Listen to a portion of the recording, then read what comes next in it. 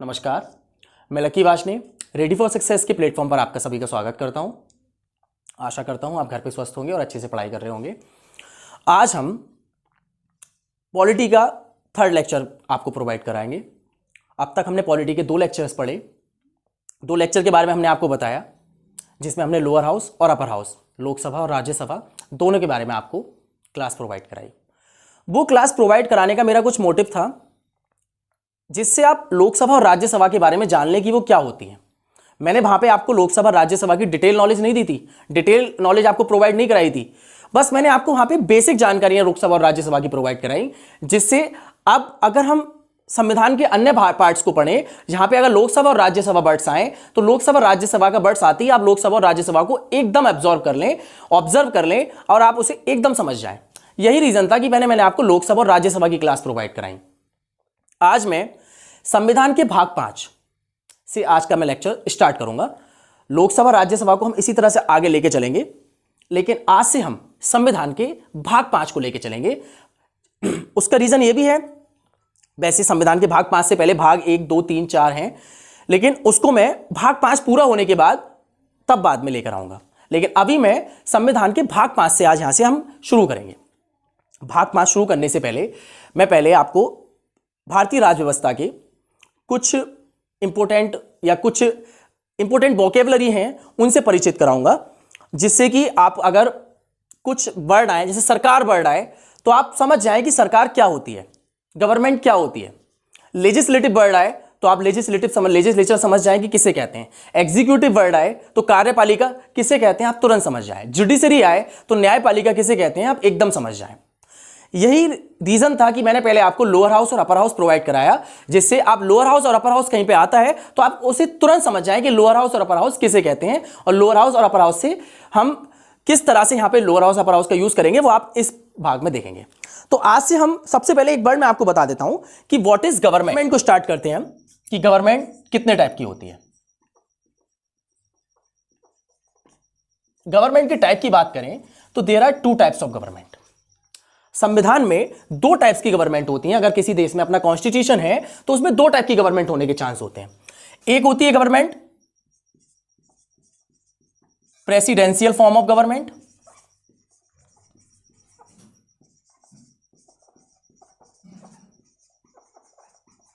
और एक होती है पार्लियामेंट्री फॉर्म ऑफ गवर्नमेंट।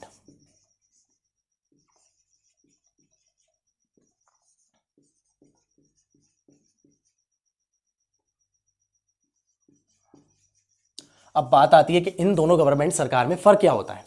आज हम इसी चीज को डिटेल से समझने की कोशिश करेंगे कि इन दोनों सरकार में फर्क क्या होता है।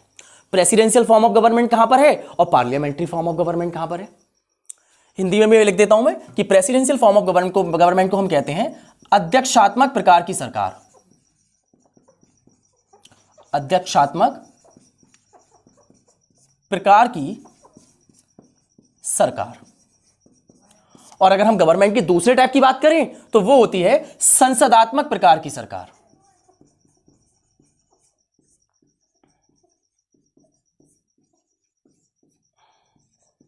अब इन दोनों सरकार में फर्क क्या होता है। अध्यक्षात्मक प्रकार की सरकार कैसी होती है और संसदात्मक प्रकार की सरकार कैसी होती है। तो अगर हम अध्यक्षात्मक प्रकार की सरकार की बात करें तो इसका एग्जाम्पल है अमेरिका, और अगर हम संसदात्मक प्रकार की एक बात करें तो इसका एक बहुत इंपॉर्टेंट एग्जाम्पल और अपना ही देश भारत इसका एग्जाम्पल है। अब इन दोनों एग्जाम्पल से हम यह समझेंगे कि इन दोनों फॉर्म ऑफ गवर्नमेंट में क्या फर्क होता है। उससे पहले हम एक चीज और समझते हैं कि जो गवर्नमेंट होती है,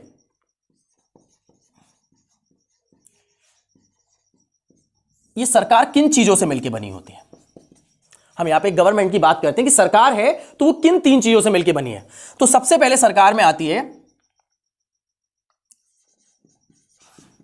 कार्यपालिका, विधायिका और न्यायपालिका। इंग्लिश में देखते हैं इसको। कार्यपालिका को हम कहते हैं एग्जीक्यूटिव, विधायिका को कहते हैं हम लेजिस्लेचर, और न्यायपालिका को कहते हैं जुडिशरी। अब ये तो हो गया गवर्नमेंट के 3 अंग, यानी कि 3 पार्ट्स ऑफ गवर्नमेंट। अगर हम कहेंगे कि सरकार के क्या क्या दायित्व हैं, तो एक सरकार इन 3 चीजों से मिलकर ही तैयार की जाएगी। सरकार का काम एग्जीक्यूटिव को भी आगे बढ़ाना है, कार्यपालिका का भी संचालन करना है, विधायिका का भी संचालन करना है और न्यायपालिका का भी संचालन करना है।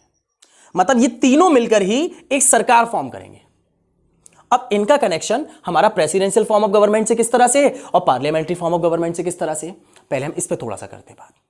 अगर हम बात करें पार्लियामेंट्री फॉर्म ऑफ गवर्नमेंट को, तो यहां पर हम कार्यपालिका विधायिका को एक दूसरे से अलग नहीं कर सकते।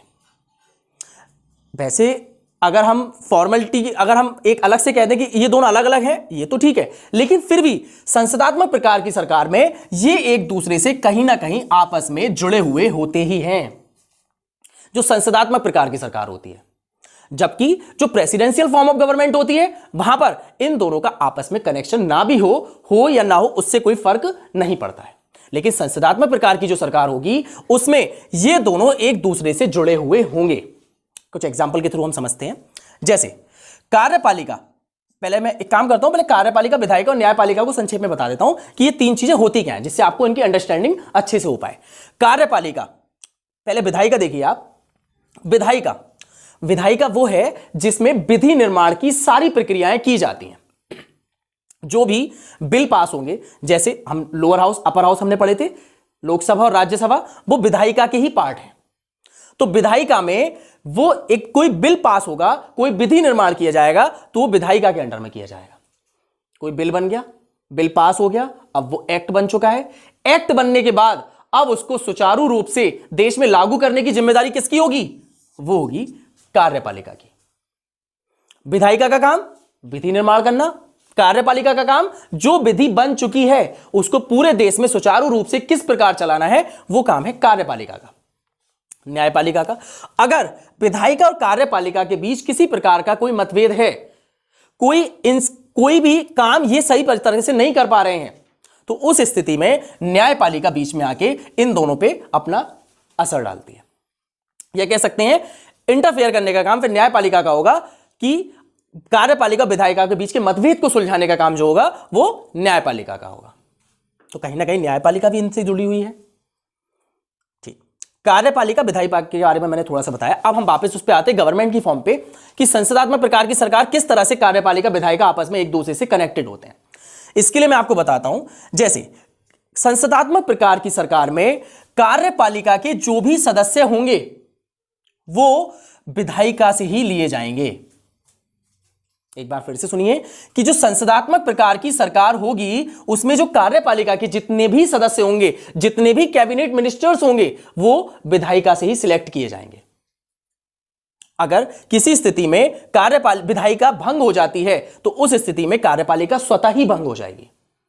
यानी कि यहां पे अलग से इसको भंग करने की जरूरत नहीं है, वो स्वतः ही भंग हो जाएगी। लेकिन जैसे मैं एक एग्जांपल देता हूं, अगर किसी स्थिति में कार्यपालिका का कोई सदस्य विधायिका का सदस्य नहीं है तो उसे 6 महीने के अंदर विदिन 6 मंथ विधायिका की सदस्यता ग्रहण करनी होगी। अगर कार्यपालिका में किसी भी हमने कोई मिनिस्टर बना दिया जो विधायिका का सदस्य नहीं है, ना वो लोकसभा का कोई सदस्य है ना ही वो राज्यसभा का सदस्य है, तो उस स्थिति में कार्यपालिका 6 महीने के अंदर उस मिनिस्टर को विधायिका की सदस्यता ग्रहण करनी ही होगी। मतलब उस पर बाउंडेशन है कि वो विधायिका का 6 महीने के अंदर सदस्यता ले ले, अदरवाइज उसकी कार्यपालिका से मिनिस्ट्री भी चली जाएगी। तो संसदात्मक प्रकार की सरकार में यही है कि कार्यपालिका और विधायिका आपस में कनेक्टेड हैं। अब बात करते हैं प्रेसिडेंशियल फॉर्म ऑफ गवर्नमेंट की, यानी कि अमेरिका की। यहां पे क्या है, यहां पे ये एक दूसरे से कनेक्ट नहीं है। मतलब यह आवश्यक नहीं है कि जो कार्यपालिका का सदस्य होगा वो आपका विधायिका का भी सदस्य होगा। यहां इस बात की आवश्यकता नहीं है। यहां राष्ट्रपति जो प्रेसिडेंट हो, वो जो बिडेन जैसे अमेरिका के भी प्रेसिडेंट हैं, अगर वो चाहें तो एक दुकानदार, एक शॉपकीपर को उठा के अपने कैबिनेट का मिनिस्टर बना ले, एक डॉक्टर को उठा के उसे हेल्थ डिपार्टमेंट दे दे। उनके लिए आवश्यक नहीं है कि वो विधायिका का सदस्य है या नहीं है। प्रेसिडेंशियल फॉर्म ऑफ गवर्नमेंट में पूरी तरह से कैबिनेट मिनिस्टर के लिए जिम्मेदार जो होता है वो पूरी तरह से कौन होता है? प्रेसिडेंट होता है। लेकिन संसदात्मक प्रकार की सरकार में क्या होता है, जो कार्यपालिका का सदस्य होगा, जो मिनिस्टर होगा वो पूरी तरह से विधायिका से ही होगा। अगर विधायिका से नहीं है तो 6 महीने के अंदर उसे सदस्यता ग्रहण करनी ही होगी। और अगर किसी कारणवश वो 6 महीने में सदस्यता ग्रहण नहीं करता है तो उसकी कार्यपालिका से भी सदस्यता समाप्त हो जाएगी। आप समझ गए होंगे कि प्रेसिडेंशियल फॉर्म ऑफ गवर्नमेंट क्या होती है और पार्लियामेंट्री फॉर्म ऑफ गवर्नमेंट क्या होती है। तो भारत में हमारी कौन सी फॉर्म है? संसदात्मक प्रकार की सरकार है। और अमेरिका में कौन सी है? प्रेसिडेंशियल फॉर्म ऑफ गवर्नमेंट है। यहां पर राष्ट्रपति कैबिनेट मिनिस्टर्स में किसी को भी सदस्य अपना मिनिस्टर बना सकता है, चाहे वो कोई भी हो। यहां पर विधायिका उसके लिए जिम्मेदार नहीं होगी, वो कोई भी हो सकता है। राष्ट्रपति अपनी पसंद का कोई भी सदस्य को मिनिस्टर बना सकता है। अमेरिका में ऐसे ही होता है, लेकिन भारत में ऐसा नहीं होता।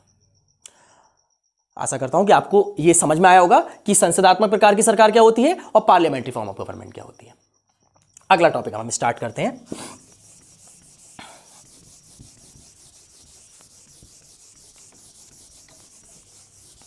अब हम इन पहलुओं को जानने के बाद आज से जो अपना टॉपिक स्टार्ट करेंगे वो हम करेंगे संविधान का भाग 5 का चैप्टर 1, चैप्टर फर्स्ट। भाग 5 का चैप्टर फर्स्ट क्या है? कार्यपालिका। और कार्यपालिका भी कौन सी? केंद्रीय कार्यपालिका। अब इस केंद्रीय कार्यपालिका में हम क्या क्या पढ़ेंगे उसके बारे में एक थोड़ा सा प्रकाश डाल देता हूं, फिर अभी ओरली। सबसे पहले हम इसमें पढ़ेंगे भारत का राष्ट्रपति। भारत के राष्ट्रपति के बारे में हम बहुत विस्तार से जानकारी यहां पे कर लेंगे। उसके बाद हम पढ़ेंगे भारत का उपराष्ट्रपति।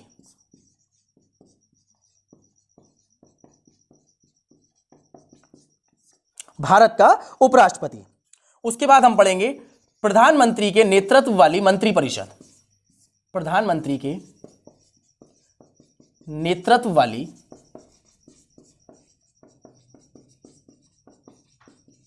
मंत्रिपरिषद। उसके बाद हम पढ़ेंगे भारत का महान्यायवादी।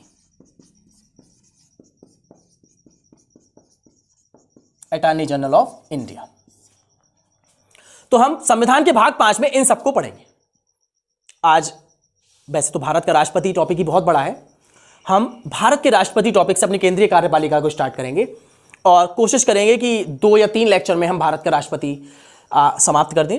आज के लेक्चर में भारत के राष्ट्रपति को मैं स्टार्ट करूंगा और जितना भी संभव हो पाएगा उतना ज़्यादा से ज़्यादा हम भारत के राष्ट्रपति को आगे बढ़ाएंगे।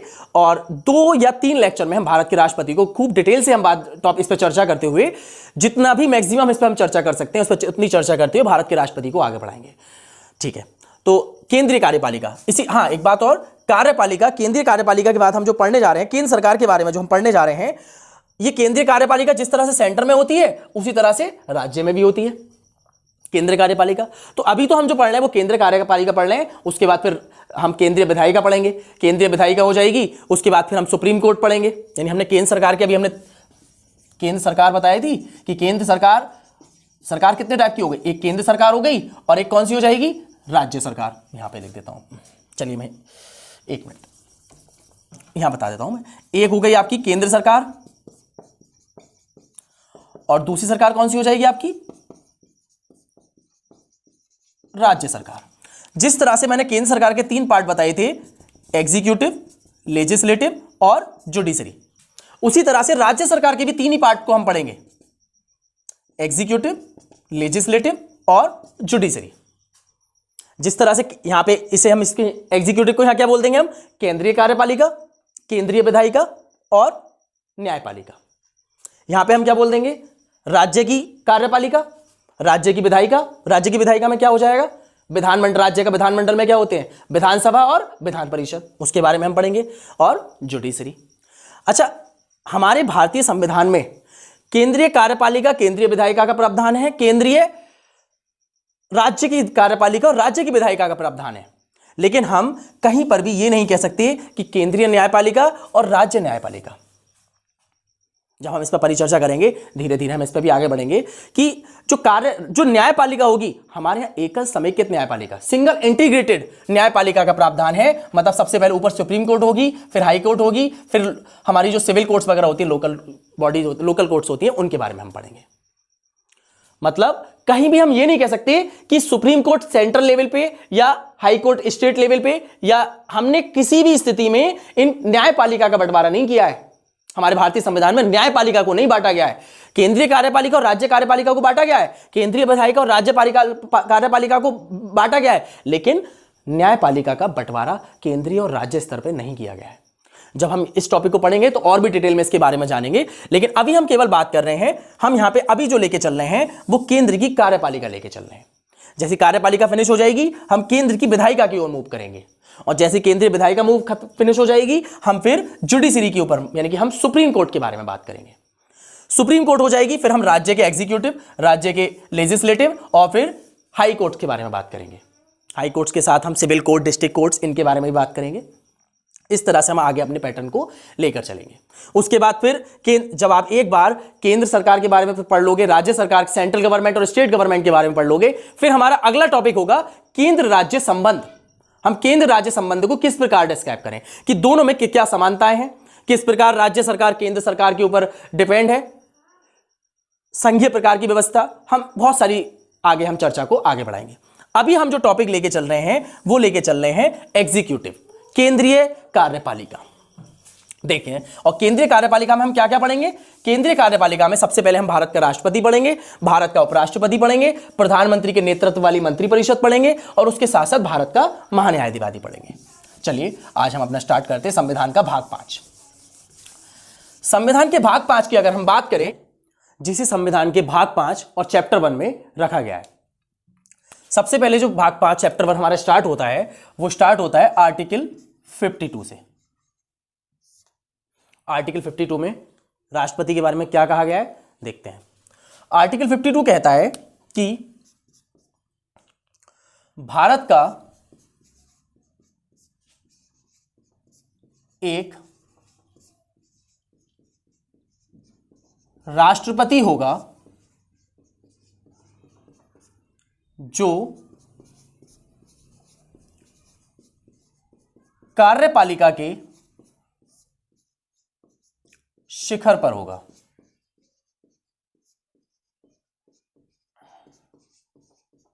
यानी कि राष्ट्रपति पद के बारे में जो बात कही गई है वो आर्टिकल 52 में की गई है कि भारत का एक राष्ट्रपति होगा जो कार्यपालिका के शिखर पर होगा।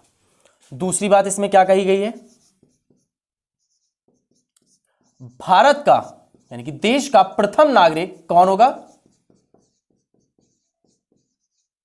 राष्ट्रपति होगा। दूसरी बात आर्टिकल 52 में यह कही गई है। थर्ड पॉइंट इसमें क्या कहा गया है, युद्ध प्लस शांति, युद्ध और शांति की घोषणा करने का अधिकार राष्ट्रपति को होगा।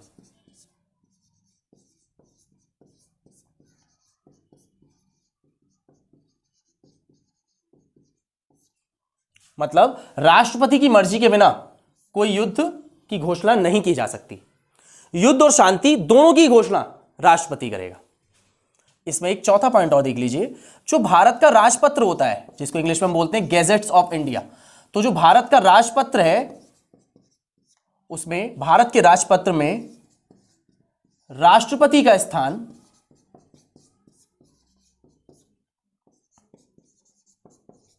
शीर्ष पर होगा। यानी कि इस भारत के राष्ट्रपत्र में सबसे ऊपर कौन होगा, राष्ट्रपति होगा। होप सो आपको ये सब बातें समझ में आई होंगी कि आर्टिकल 52 में राष्ट्रपति के बारे में क्या क्या बात कही गई है। एक बार आप इसका स्क्रीनशॉट ले लीजिए, उसके बाद मैं आर्टिकल 53 के बारे में आपको बताता हूं। चलिए, आर्टिकल 53 क्या कहता है,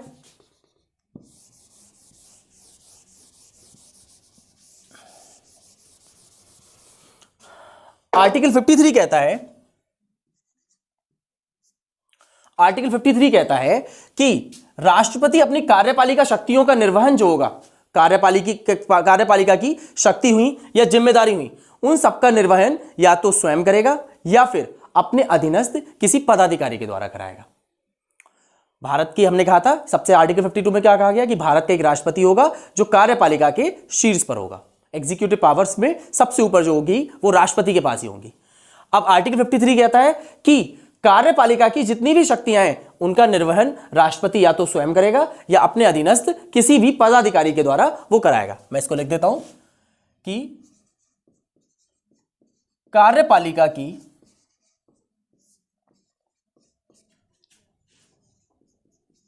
शक्ति एवं जिम्मेदारियों का निर्वहन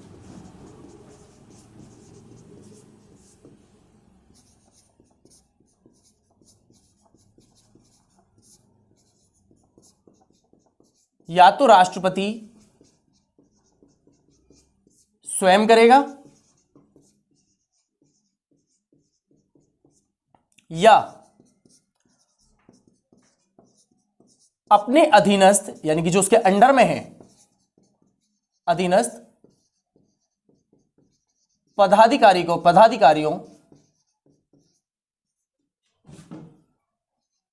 की सहायता से करेगा।